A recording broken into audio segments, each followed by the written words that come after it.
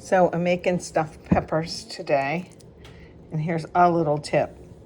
I like these crushed tomatoes for this and for like meatloaf and stuff, but I add a little bit of water. I add this in the bottom and a little bit of water because these peppers are pretty firm, and I want them to cook at the same time as the meat mixture does. And look how much I round them up.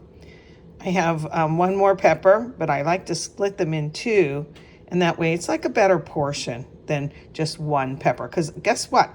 There's as much meat in this little guy as there would be if he had like been put together with this. So it stretches out the meat more.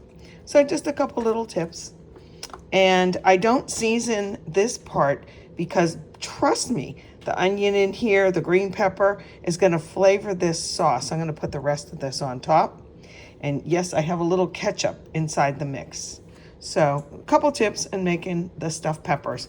I do like to put them in half like this. That's like a better portion to me.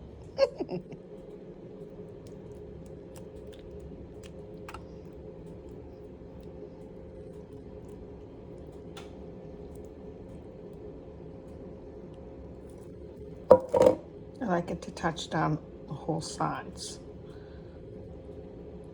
Like that. This is going to be delish. These were so heavy. I put a little bit of shaker cheese on them. I don't like this light. Does it look better or worse? I don't know. Anyway, I love the smell. Put the light on again. Yeah, I love the smell. I said to Thane, it's so homey of a smell. Kind of like your turkey on Thanksgiving, that smell. It's just beyond. Alrighty, I'm gonna let them cool a little bit and go from there.